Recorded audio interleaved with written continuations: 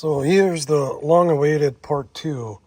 So basically I got the scanner, and I'll show you the detailed steps how to get to this point right here. Some of the settings here that you need to know is based on the battery that you pick. So in this case, for the 992 911 that I have, it came out with an AGM battery out of it. The capacity is about 70 amp hours. And then I got this from NAPA, so I just put NPA.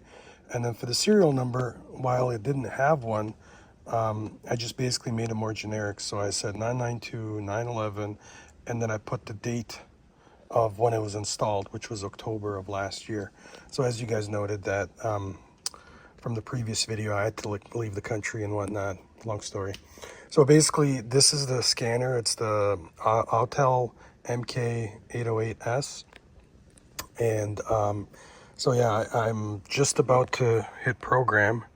So let's see what execute does. And this should program the battery.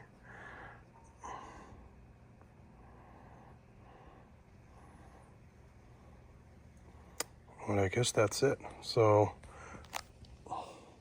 it succeeded, I guess. There's no error codes.